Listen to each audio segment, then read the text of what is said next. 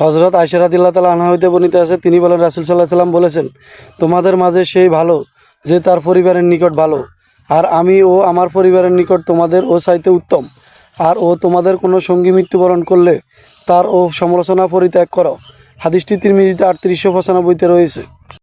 হজরত উবাই ইবনে কাব রাদিয়াল্লাহু তাআলা আনহু হইতে বর্ণিত, রাসূল সাল্লাল্লাহু আলাইহি সাল্লাম বলেছেন, যদি দিন ইসলামের হিজরাত না থাকতো তাহলে আমি ও আনসারদের জন্য একজনেই হইতাম। হাদিসটি তিরমিজিতে 3899 নম্বরে রয়েছে, সহিহ বুখারী এবং সহিহ মুসলিমে রয়েছে।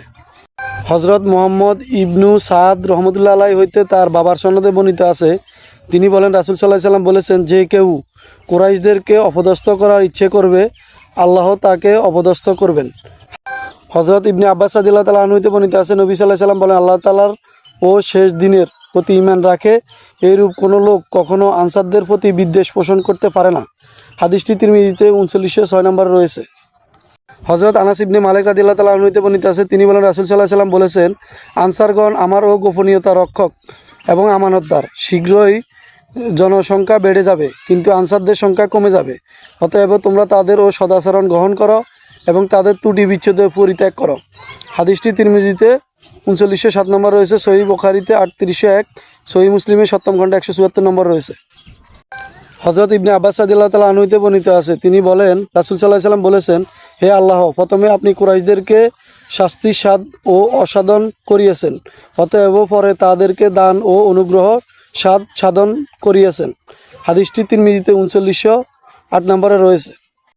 হজরত আনাস রাদিয়াল্লাহু তাআলা আনহু হইতে বর্ণিত আছে, নবী সাল্লাল্লাহু আলাইহি সাল্লাম বলেছেন, হে আল্লাহ, তুমি আনসারদের মাফ করে দাও, আনসারদের সন্তানদের মাফ করে দাও, আনসারদের সন্তানদের সন্তানদেরকেও মাফ করে দাও, এবং আনসারদের নারীদেরকেও তুমি মাফ করে দাও। হাদিসটি তিরমিজিতে 3909 নম্বর রয়েছে, সহিহ মুসলিমে 7ম খণ্ডে 173, 174 নম্বর রয়েছে। হজরত জাবির ইবনে আবদুল্লাহ রাদিয়াল্লাহু তাআলা আনহু হইতে বর্ণিত আছে, তিনি বলেন, রাসূল সাল্লাল্লাহু আলাইহি সাল্লাম বলেছেন, আনসারদের ঘরগুলোর মাঝে বনু নাজরাই সবচাইতে ভালো। হাদিসটি তিরমিজিতে 3912 নম্বর রয়েছে। হজরত জাবির রাদিয়াল্লাহু তাআলা আনহু হইতে বর্ণিত আছে, তিনি বলেন, রাসূল সাল্লাল্লাহু আলাইহি সাল্লাম বলেছেন, আনসারদের মাঝে বনু আব্দুল আশহাইল ভালো। হাদিসটি তিরমিজিতে 3913 নম্বরে রয়েছে। হজরত আলী ইবনে আবু তালিব রাদিয়াল্লাহু তাআলা আনহু আবু হুরায়রা রাদিয়াল্লাহু তাআলা আনহু হইতে বর্ণিত আছে, তারা প্রত্যক্ষ বলে, রাসূল সাল্লাল্লাহু আলাইহি সাল্লাম বলেছেন, আমার ঘর আমার মিম্বারের মাঝের জায়গা জান্নাতের বাগিচাগুলোর মধ্যকারের একটি বাগিচা। হাদিসটি তিরমিজিতে 3915 নম্বরে রয়েছে, সহিহ বুখারী এবং সহিহ মুসলিমে রয়েছে। হজরত ইবনে ওমর রাদিয়াল্লাহু তাআলা আনহু হইতে বর্ণিত আছে, তিনি বলেন, রাসূল সাল্লাল্লাহু আলাইহি সাল্লাম বলেছেন, কেউ মদিনাতে মৃত্যুবরণ করতে সক্ষম হইলে সে যেন সেখানে মৃত্যুবরণ করে, কারণ যে ব্যক্তি সেখানে মৃত্যুবরণ করবে আমি তার জন্য সুপারিশ করব। হাদিসটি তিরমিজিতে 3917 নম্বর রয়েছে, ইবনে মাজাতে 3112 নম্বরে রয়েছে।